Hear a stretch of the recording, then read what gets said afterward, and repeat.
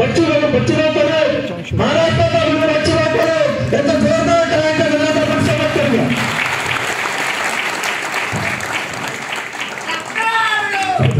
शिवाजी महाराज, पूज्य बाबासाहेब आंबेडकर, वीरांगना अहिल्यादेवी होळकर, महात्मा ज्योतिबा फुले, अण्णाभाऊ साठे यांना नतमस्तक होतो. मला माहित नाही पुरस्कारासाठी एवढी भीती का होती, कोणीच अंगावर घ्यायला तयार नव्हतं. मलाही माहित नव्हतं कोणाला पुरस्कार दिला जाते. काही नावं तर मला दिसले नाही, पण आताच दिसले डायरेक्ट. म्हणजे लपलेले कार्यकर्ते किती जबरदस्त असते ते मी आता पाहिले. बरेच कार्यकर्ते कधी समोर येत नाही, पण ते किती चांगलं काम करत असतात. अगदी वेळेवर झाला. बरेच जणांना मला शिफारस करायला लावली का आम्ही 5-5 नाव देतो, त्यांचं पण तुम्ही त्यांचं पण नाव घ्या, म्हणजे मग आमचं पण थोडंसं मान वाढन, वजन वाढन. असा जो प्रकार आहे तो बिलकुल होणार नाही. शिफारस नाही. आणि कोणी शिफारस करून पुरस्कार घेत असाल तर पुरस्कारच्या ऐवजी त्याचा तिरस्कार केल्याशिवाय राहणार नाही. कारण पुरस्कार आम्ही त्या पद्धतीने देत आहोत. मला वाटते महेश गोळेला माहित आहे, मला पण लिस्ट माहित होती. आणि जे आम्ही 5-6 जण परीक्षक निवडले आहे त्या काळात ज्यांनी ते अर्ज केला त्याने सगळी माहिती, काही कोण फक्त माहिती पाठवली अर्ज करून, काहीच लिहिलं नाही, फक्त अर्जच लिहिला. अशांना पण दिलं नाही. आणि ते 5 जण कोण आहेत हे मला माहित नाही. लक्षात घ्या. आता काल परवा मला त्या संभाजीनगरला एक नाव आलं, म्हणजे तू कधी होता प्रहार मध्ये, 10 वर्षापासून आहे, पण पट्ट्या तुमच्या समोर आला नाही, पण अख्खी गावापर्यंत ही संघटना पोहोचवली. हे माझं काम. तो आम्हाला नाही भेटला, तो बच्चूभाऊला नाही भेटला, कधी सेल्फी नाही काढली, कधी फोटो नाही काढला, पण करत होता काम तिकडे. पण या पुरस्कारामुळे मुखर्जी तो आलाय समोर. पुरस्कार हा आम्ही सांगतोय या पद्धतीने दिला जातं. तो शिफारस कोणाच्या लावून बिलकुल ज्या दिवशी शिफारसनं पुरस्कार द्यायची वेळी तेव्हा पुरस्कार बंद झाल्याशिवाय राहणार नाही. आणि पुढच्या वर्षी सुद्धा हा पुरस्कार आपण इथे देतोय. पुढच्या वर्षी हा शिवाजी पार्कवर झाला पाहिजे. होऊ शकतं काही लोकांनी अर्ज भरले नाही, काही लोकांनी पुरस्कार भेटला नाही, त्यांचं काम कमी आहे असं पुरस्कारवाल्यांना वाटू नका बरं. बरेच काय आहे, तुझ्यापेक्षा मी बरा आहे, पुरस्कार भेटला. नाही भरले काही लोक, तुमच्यापेक्षा पण अधिक चांगलं काम करणारी आहे ती, त्यांना नाही वाटलं कशाला आपण करायचं. याचा अर्थ असा बोलताय कोणा बघू नाही का महिने आम्ही जिंकलो आणि हे सगळे हरले आहे असं कोणाही समजू नये. संताजी धनाजीचं नाव मुद्दामून आठवलं, कारण तेव्हा राजाराम राजे होते तरी त्यांचा प्रभाव नव्हता. पण त्या काळात हे 2 नाव आम्ही ऐकत होतो. जेव्हा संभाजी राजे गेले आणि संभाजी राजे गेल्यानंतर जे महाराष्ट्रात कोकणी राजे होते तेव्हा 2 नावं आपल्या समोर यायची होती. ते राजे नव्हते, ते सुभेदार सेनापती पण नव्हते, ते फक्त सैनिक होते, कार्यकर्ते होते. पण अख्ख्या महाराष्ट्राला गवसणी घालण्याचं काम संताजी धनाजीने केलं होतं. म्हणून त्याला हे पुरस्काराचं नाव आपण त्यांना दिलेलं आहे. लक्षात घ्या. कार्यकर्त्याच्या बळावरच संघटना असतं. लक्षात घ्या. हे इकडे बसणाऱ्यापेक्षा तुम्ही आहे म्हणून इकडे बसणाऱ्यांची शान आहे. तुम्ही क्या बात काही संबंध नाही. हे इकडे तर सगळे संपले तर इकडल्याची काय ख्याती आहे? काही ख्याती नाही. म्हणून पहिले लक्षात घेतलं पाहिजे का हे महत्वाचे आहे. आणि म्हणून हे उभे होते ना, म्हणून यांना म्हटलं का इथं समोर बसवा. बाकी पक्षामध्ये बसवण्याची व्यवस्था झाली नसते, मंच पाहिला असता, पण आम्ही त्यांच्या वेदना पाहिलेल्या आहेत आणि त्यासाठी ही काही आपण संघटना घेऊन जातो आहे. आज आपली काही जाहीर सभा नाही आहे, पण आमच्या डोक्यात काय आहे, आमच्या मनात काय आहे लक्षात घ्या. आम्हाला पण जाती धर्माचं राजकारण करता येतं ना, बोलता येतं चांगलं. आम्हाला पण धर्माबद्दल बोलता येतं, जातीबद्दल बोलता येतं, त्याचा अभ्यास आहे ना. पण मी विचार करतोय नेहमी का एका गावातल्या एखाद्या शेतकऱ्याकडे जाव आणि त्याला जात म्हणून पाहाव की धर्म म्हणून पाव का त्याचा धंदा म्हणून व्यवसाय. इथे दिव्यांगाला जात म्हणून अलग करायचं का, मराठीवाला अलग करायचा का, हिंदी भाषिकवाला अलग करायचा का, यांच्या वेदना ज्यांच्या एकत्र आहे ते एकत्र करायच्या. तर लक्षात आपण हे घेणं फार महत्वाचं आहे का दिसाले जरी लगान टीम असन पण ते तुम्हाला हरवल्याशिवाय राहणार नाही. लक्षात ठेवा. हे अतिशय धार्मिक भावनेत जरी हात घालत नसणार आम्ही, पण एक वेळ या महाराष्ट्रात नाही हिंदुस्थानात आम्ही दाखवून देऊ. ज्या ज्यावेळेस कमी म्हणून पाहत असणार, ज्यांचं लक्ष आमच्यावर नसेल त्यांना आमचा इशारा आहे, येत्या 15-1 महिन्याच्या काळात अख्खा हिंदुस्थान आमच्याकडे पाहिल्याशिवाय राहणार नाही. आम्ही जे म्हणून ते केल्याशिवाय राहणार नाही. दिवस काय फार दूर नाहीये, फार जवळ आहे. आणि अतिशय शिस्तबद्धीनं ताकदीनं रायगडाच्या पायथ्याशी 3 दिवस उपाशी राहू एका वेगळ्या आंदोलनाची आपण सुरुवात केलेली आहे. मध्यरात्री ढेबे दाखवून आम्ही इथल्या महाराष्ट्रातल्या आमदाराला जागवलाय, मंत्र्याला जागवलाय. 14 तारखेला धर्मवीर संभाजी महाराजांच्या जयंतीच्या दिवशी पुन्हा रक्तदान करून आम्ही पुन्हा इशारा देत आहोत की आम्ही रक्तदान करू शकतो. याचा अर्थ आम्ही रक्त सांगू शकत नाही असं होऊ शकत नाही, पण आमची मानसिकता रक्त सांगवायची नाही. आमची मानसिकता रक्तदानाचीच आहे.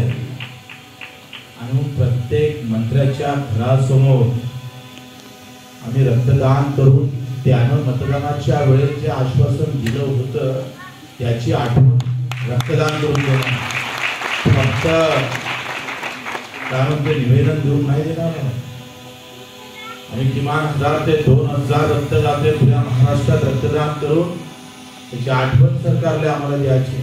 मी कर्जमाफी सांगितलं होतं, तुम्ही दिव्यांगांना 6000 महिन्याचं सांगितलं होतं, तुम्ही घरकुलाच्या संदर्भात सांगितलं होतं. जरी विरोधी पक्ष विचारत नसाल, प्रहार इथं जिवंत आहे तो विचारणारच नाही तर घेतल्याशिवाय राहणार नाही. आम्ही फक्त विचारणारे नाही आहे, आम्ही ते घेतल्याशिवाय राहणे त्या पद्धतीने आपण समोर जायचं. मित्रांनो लक्षात घ्या, तर काल परवा जे काही काश्मीर मध्ये मीडिया कसं आहे त्याचं उदाहरण सांग. काश्मीर मध्ये 28-30 लोक मरण पावले, गोळ्या घातल्या गेल्या. बऱ्याच टीव्ही मध्ये हिंदू मुसलमान पाहून विचारून त्या मारल्या गेल्या अशा प्रकारचे काही वक्तव्य आपल्याकडे आलेले होऊ शकतं. कदाचित असं होऊ शकतं आणि मुद्दामून दिवसण्यासाठी या भारतात पुन्हा कुठेतरी असा भेदभाव निर्माण करण्यासाठी हा प्रयत्न केला असू शकतोय, त्याबद्दल दुमत नाही. पण त्याच्यामध्ये एक लहान बातमी 2 दिवसात वाचली असेल पेपरामध्ये, ती बातमी फार लहान दाखवली आहे. पेपर थोडे न्याळून पहा. चूक झाली. बातमी काय? चूक झाली. तिथे 2 ते 3 हजार लोक होते, तिथे एकही सैनिक नाही, एकही शिपाई. हे ब्रेकिंग पाहिजे, पण ती अगदी शेवटच्या कोपऱ्यात.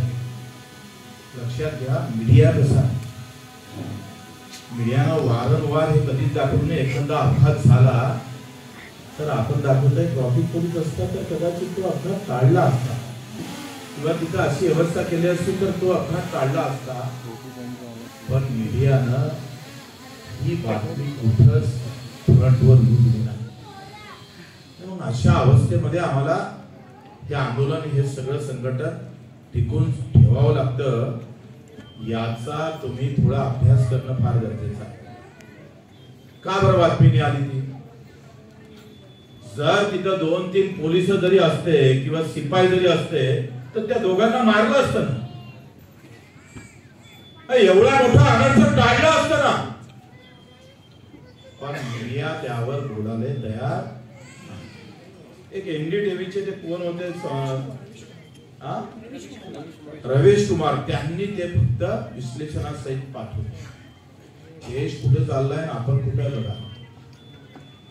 तुमचे आमचे डोके कसे भडकावायचे आणि तुम्हाला मूळ मुद्द्यापासून कसं दूर न्यायचं त्याचं व्यवस्थित प्लॅनिंग. रोज मोठ्या राजकीय पक्षाच्या आयटी सेल आहे ते तुमच्या डोक्यात काय टाकायचं ते ठरवलंय. आम्ही किती काय टाकू दे, आम्ही मरू दे, रक्त सांडू दे, रक्तदान करू दे, पण कुठलं भाषण दाखवायचं, कोणाचं दाखवायचं, किती वेळ दाखवायचं, कशासाठी दाखवायचं, कोणासाठी दाखवायचं, हे तुम्ही जोपर्यंत लक्षात येणार नाही तोपर्यंत आम्ही पाहतोय खरा संघर्ष उभा राहू शकणार नाही. खरा संघर्ष जर उभा करायचा असेल मित्र हो तर ही लढाई हक्काची आहे. मी मराठी, हा हिंदी, तो मुसलमान, हा हिंदू, तो मुंबईचा, हा नागपूरचा, ही लढाई लढवणार आम्ही. आमच्या मनात आहे जी जागा मराठीची आहे, आमच्या नसा नसा भरल्या, प्रत्येकाचा धर्म प्यारा आहे. पण धर्माचे झेंडे घेऊन, जातीचे झेंडे घेऊन, भाषेचे झेंडे घेऊन तर गरीबाला जर अधिक गरीब करत असाल तर याद राखा संघर्ष प्रहार सोबत राहा. 75व्या वर्षामध्ये अजूनही घर भेटले नाही. अजूनही मुंबईच्या अनेक विभागामध्ये जर आम्ही गेलो तर दोघापेक्षा आधी तिसरा आला तर कसं झोपावं अजूनही व्यवस्था वाईट. एकट्या गोदरेजनं साल्यानं 3000 एकर जमीन घेतली. काही पारशी आहे त्यांच्या नावानं 3000 एकर, 6000 एकर जमीन फक्त 6 माणसाजवळ. चिड नाही येत आम्हाला, राग येत नाही. ते तुम्ही आम्ही या सगळ्या लढाईसाठी सज्ज व्हायसाठी याची सुरुवात आपण करतोय. आम्ही लढायचं कशासाठी, का बरं रस्त्यावर बच्चू कडू तुम आगे बढ़ो हम तुम्हारे साथ है इतकं म्हणून भागत नाही बरं, इतकं म्हणून नाही भागत. वेळ आला तर मी तुमच्या पुढे जाईल आणि आमची खरी लढाई जिंकल्याशिवाय राहणार नाही अशी म्हणणाऱ्या कार्यकर्त्यांना मुंबईच्या अनेक गोष्टीचा आपण पाहिजे. किती आंदोलन करावं लागतं त्या मुंबई महानगरपालिकेसाठी, ठाण्यासाठी, मीरा भाईंदरसाठी. साधा फक्त 5% हिस्सा घ्यायचा, 5% वाटा घ्यायला आंदोलन करावं लागतं. शासन निर्णय आणि हे असताना सुद्धा ते वाटप का होत नाही? कारण आमचं मंत्रिमंडळ, आमचा मुख्यमंत्री तुमचं काय देणं घेणं, ते तुमच्यातला धर्म शोधत आहे, ते तुमच्यातली जात शोधत आहे. तुम्ही मराठी आहे का हिंदी भाषिक आहे हे शोधत आहे, तुमचे दुःख शोधत नाही. ते हे का होतं असं, हे का घडतं असं? कारण तुमच्या आमच्यामध्ये पाहण्याचा त्यांचा दृष्टिकोन फक्त जात, धर्म, भाषा पुरता शिल्लक आहे. तुमच्या वेदना पाहण्याची ताकद आता राज्यकर्त्यामध्ये राहिली नाही आणि ती ताकद आम्हाला निर्माण करायची आहे. लक्षात काल परवा परभणीत गेलो आणि तिथल्या शेतकऱ्याची व्यथा पाहिली. नवऱ्यानं पॉयझन घेतलं म्हणून बायकोनं सुद्धा पॉयझन घेतलं, विष घेतलं, तिने आत्महत्या केली. तिच्या पोटात 7 महिन्याचं बाळ होतं. पालकमंत्री महिला होत्या पण पाहायला गेल्या नाही. काय अवस्था आहे उभ्या महाराष्ट्रामध्ये, थोडी नजर मारून पहा. जो अधिक कष्ट करताना, अधिक मेहनत करताना त्याचं वालीच नाही होत, त्याचा मीडिया दाखवत नाही. कधी आम्ही पाहतोय त्याच्यासाठी संघर्ष पेटेल असं वाटत नाही. मी त्या गावात विचारत होते का बाबा तुम्हाला राहत का नाही आला रे? सगळे बसले होते. अरे किमान एक बॅनर तर छापायला पाहिजे होतं, किमान एक दिवस उपाशी तर राहिलं पाहिजे होतं का? एका गावातले नवरा बायको सहित मरतं, तिचं बाळ मरतं, पण तरी सुद्धा साध्या राग सत्ता पण येत नाही. लोकांना दाबून टाकलाय, धर्म जातीच्या बंधनात दाबून टाकले. इतर राज्यकर्ते आणि त्याचे कार्यकर्ते हे तर आता बॉडीगार्डापेक्षा स्ट्रॉंग दिसायला लागले. आता सोनं, त्याचा जाबान, ताल, त्याचं रहनसहन, त्याचं पद, त्याचा वेगळेपणा काही वेगळाच आहे. कार्यकर्ता आहे का म्हसासूर खाणारा पटेल वाटत काय चित्र बदलत चाललंय बघा. आणि याचा संताप यावा, राग आला पाहिजे. आणि तुम्हाला मुद्दामून आम्ही पाहिजे तुमची जे 2 पाय नाही, ज्याला ऐकायला येत नाही, ज्याला डोळे नाही, जो एखाद्याने 100 गाणे करत आणि ज्यानं हे बिल्डिंग बांधली त्या कामगाराला व्यवस्थित वाटून भेद करून त्याला जो तोडण्याचा प्रयत्न करताय ना त्याच्यावर बच्चूकडून वार करणार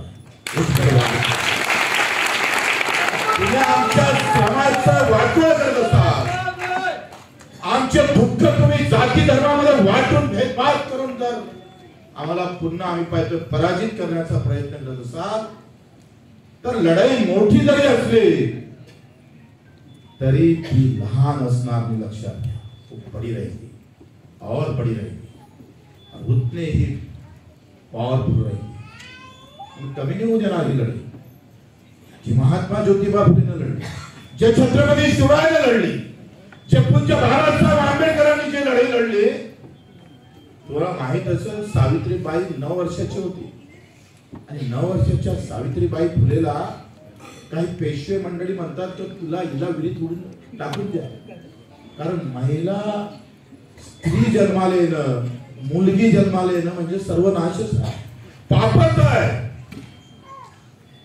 आणि मग ती जन्माला आली पण आता तिला मारा वेद रचल्या जातं आणि शेणातच विहिरीच्या काठावर नेत असताना इंग्रज येत आणि तो वरते 2 गोळ्या फायर करतो तिला वाचवतो त्यावेळेस स्वातंत्र्याची लढाई चालू होती देश स्वातंत्र्य झाला त्याच दरम्यानमध्ये शूद्र अशूद्र सुवर्ण सवर्ण शूद्र अशी एक लढाई मित्रांनो सांगायचं तात्पर्य काय लक्षात घ्या मी का सांगतोय तुम्हाला हे आता अवस्था तेच आहे बजेट मध्ये तुम्हाला किती दिलं पाहिलं का तुम्ही या बजेट खाली केंद्राच्या आणि राज्याच्या बजेट मध्ये माझ्या दिव्यांगासाठी किती पैसे ठेवले ज्याला 2 पाय नाही हात नाही डोळे नाही त्याच्यासाठी किती पैसे ठेवले जो शेतकरी आम्ही पाहतो मेहनतीनं जगतं त्या शेतकऱ्यासाठी किती बजेट ठेवले आमच्या सरकारनं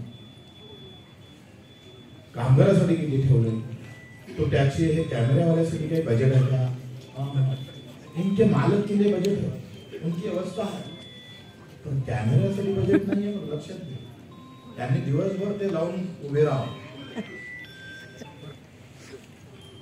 यांची खरं काम करणाऱ्यासाठी बजेट नाही आहे आणि म्हणून लढाई फार महत्वाची आहे सरकारने असं वाटत असेल येऊन जाऊन दिव्यांगच उभे केले ना ज्याला 2 पाय नाही जो बोलता येत नाही ज्याला दिसत नाही ते लढणार कसे आम्ही तुम्हाला सांगतोय का डोळ्याले पट्टी बांधून आम्ही पाहतोय तिचा हात तुटला तरी बाजी लढला तसा आम्ही लढल्याशिवाय राहणार नाही सरकारने 14चं आंदोलन झाल्यानंतर जून महिन्यात आंदोलनाची तारीख दिली जाईल ती तारीख नागपूरची राहील उपोषण झालं मशाल आंदोलन झालं आणि आता रक्तदान आहे 14 तारखेला असं जर अजूनही त्या सरकारला समजलंच नसत आता मंत्रालयाच्या बाजूने ही सभा झाली जरी फडणवीस साहेबांना ते ऐकायला जात नसेल तर आम्ही तुमच्या घरी बरं सांगाले आम्ही तुमच्या घरी येणार आहोत सांगायला आणि कसं सांगणार मग तुम्हाला समजेल का कसं सांगतोय तुम्हाला आम्ही इतकं व्यवस्थित सांगणार तुम्हाला आयुष्यभर आठवण राहील तुम्ही आम्ही सगळ्यांनी सज्ज झालो पाहिजे आता इथून घरी गेल्यानंतर जून महिन्यातली तारीख येईल तारीख उद्या किंवा परवा आपण जाहीर करू 6,000 रुपये महिना कर्जमाफी आपण नाही बोललो होतो तेच बोलले होते मत घ्या नेहमी म्हणायचे कोरा कोरा कोरा आणि म्हणतोय बोला बोला बोला लागल्यानंतर पुऱ्या महाराष्ट्रातले ब्राह्मण आणू देशातले ब्राह्मण आणू सगळे भटजी आणू त्यांनी तो बोलते करायचं ते घेतलं ते कारण त्यांचं मुहूर्तच निघत नाही बोलायचं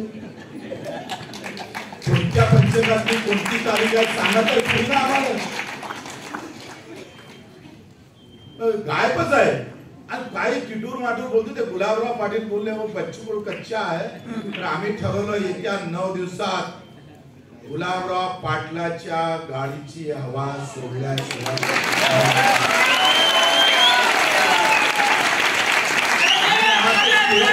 आंदोलनाचा भाग आहे। गुलाबराव नंतर पुन्हा एक मंत्री आहे आम्ही हवा सोडतो। तुम्ही जे काही बोलून बोलून हवा तयार केली मशीनच्या माध्यमातून सत्तेत आले ती हवा काढायला लागली ना, ती हवा काढावं लागेल, ती हवा काढण्याचं काम करू आम्ही। या सगळ्या याच्यासाठी तुमच्यातले मतभेद आता पुरस्कार नाही भेटला तर मला बसल्या बसल्या वाटत होतं का आपण काही गलत तर केलं नाही ना, काही वाईट तर केलं नाही। हा जितू दुधे जेव्हा सांगत होता तो एवढा घाबरत होता मी नाही किती बरं मी मनातल्या मनात माझ्या डोक्यात एवढा इतके घबरावतात का, कारण मला माहिती आहे काही काही पूर्ण मॅसेज एवढे लंबे येतात कधी वाचतच नाही मी, वरचा मात्रा वाचतो खालचं वाचतो मधातलं सोडून देतोय, कारण वाचलो असतो तर कलेक्टर झालो असतो ना, इकडे कशा भोगलं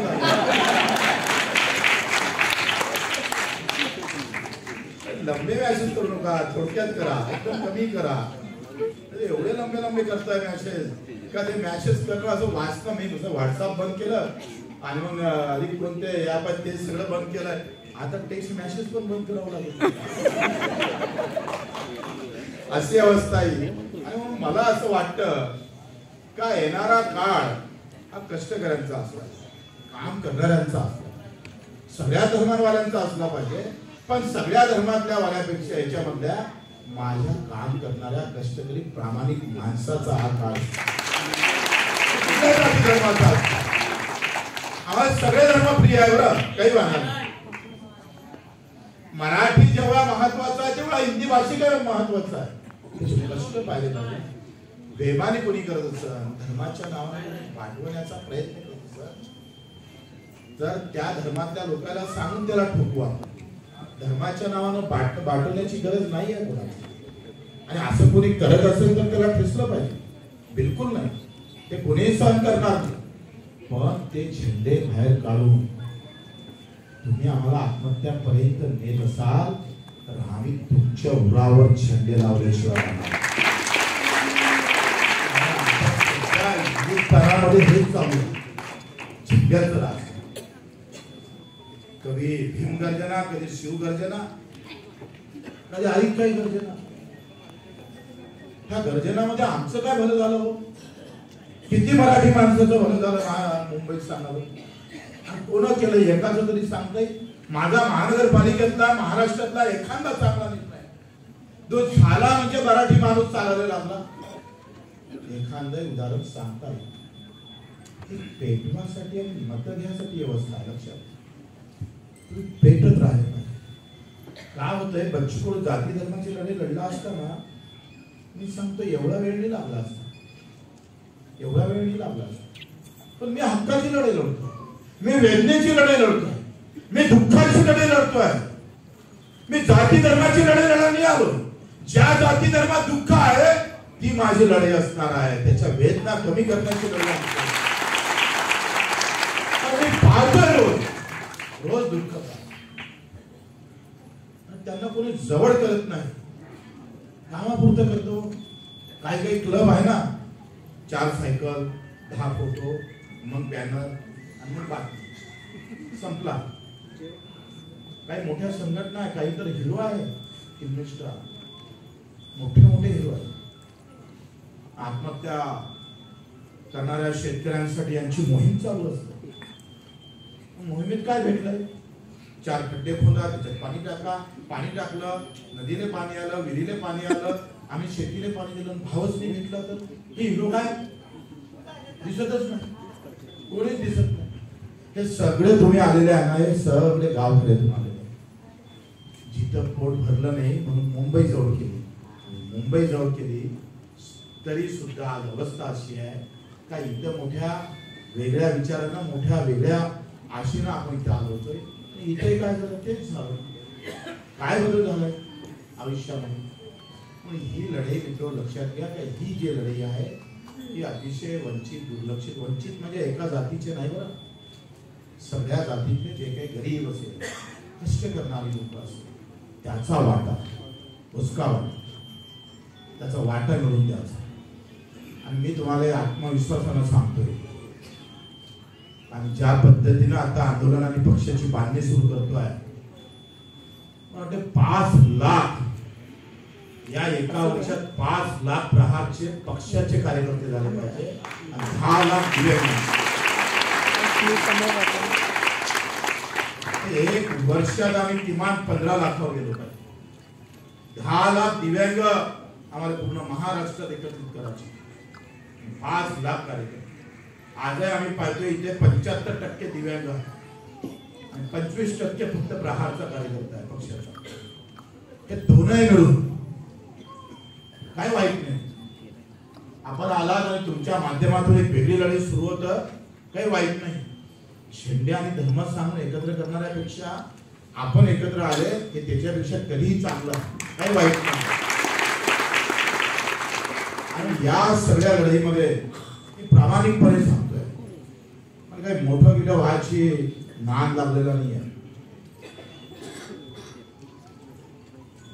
हा जो लढाई आता जे काही आपण उभी केलेली आहे, ही आपण 50% पर्यंत आलो. लक्षात घ्या, महाराष्ट्रभर आपण आता 50% आलो. विचार होता पडल्यानंतर सोडून देऊ, जाऊ दे, काय आपण आपलं पाहू, व्यवस्थित राजकारणापासून बाजूला जाऊन काय करायचं आहे त्या गावापुरतं तेवढ्यापुरतं आपण करू. पण पुन्हा असं वाटलंय, हरलं म्हणून प्रश्न मिटले का, प्रश्न थांबणार आहे का. आणि पुन्हा डोक्यात आलंय संभाजी छावा पाहिला, भगतसिंग वाचला, पडल्यानंतर मला वेळ भेटला, हे सगळं वाचलं, तेव्हा त्यांनी हार जीत हा विषयच नव्हता. हो, वेदनेवर कुठेतरी आम्ही पाहतोय, दुःखावर कुठेतरी आशेचं किरण निर्माण करावं, हेच आयुष्य होतं भगतसिंगाचं, हेच आयुष्य होतं छत्रपती शिवराज. कुठं हार जीत होती. 23-25 किल्ले गेल्यानंतर छत्रपती थांबले नाही. आपण एकटा पडले म्हणून थांबायचं का, आता खरी लढाई सुरू करायची आहे, ते आपण आणि अतिशय जबरदस्त करतोय. प्रत्येक कार्यकर्त्यांना बिलकुल मला वाटतं तुम्ही मनावर जर घेतलं तर ही लढाई अतिशय मजबूत आणि मोठी होईल. 50% आपण सोबत जातो आहे. आणि प्रचंड दुःख आहे. शिक्षणामध्ये दुःख वेगळे आहे, आरोग्यामध्ये दुःख वेगळे आहे, घर नाही याचं दुःख वेगळं आहे. कित्येक लोकांचं भाड्यानं आयुष्य जातं, भाड्यातच मरण जातं. हे सगळे दुःख जमा करून त्या दुःखावर व्यवस्थित फुटकर घालण्याचं काम मित्र आपल्या सगळ्यांना करावं लागणार आहे. आणि मला अतिशय आनंद झाला का संभाजीनगरचा विभागीय मेळावा झाला आणि मुंबईत मला प्रश्न पडला होता, किती लोक येईल 200-300. पण आज तुम्ही दाखवून दिलं का आम्ही तेव्हा 200 होतो, आता 2000 झालोय. आज तुम्ही दाखवून दिला, तुम्हाला बच्चू कडू मानाचा मुद्रा अर्पण करतो, तुम्हाला नतमस्तक होतो.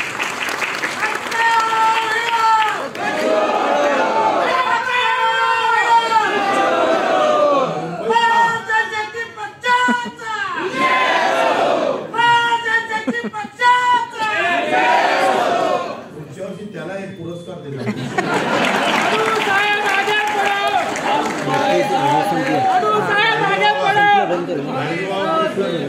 भगतसिंग पुरस्कार ठेवला, ऑलराऊंडर पुरस्कार ठेवला. हे पुरस्कार आपण म्हणून घोषणेवाल्यांचा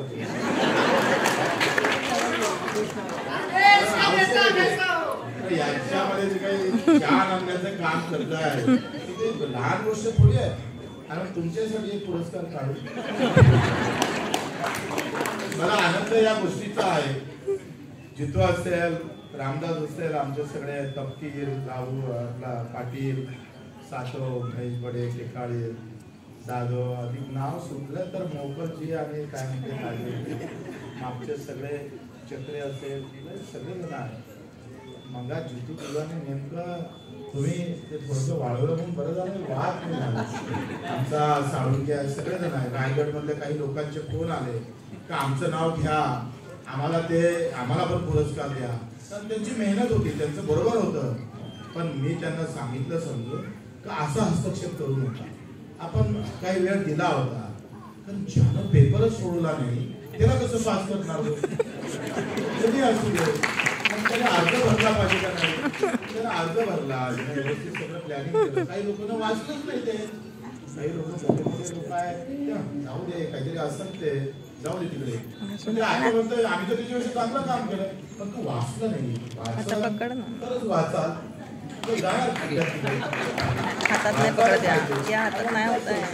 महत्वाचं वाचायचं नाही. आणि मग त्याला कशी पोस्ट टाकली, कोण हे पोस्ट पण मला वाटतं सगळे खास करून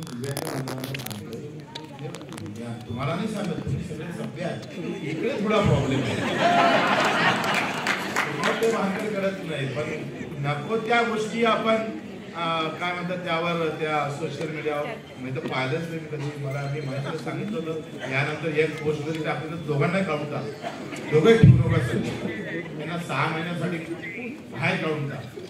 का होते, मी बच्चू कडू मुख्यमंत्री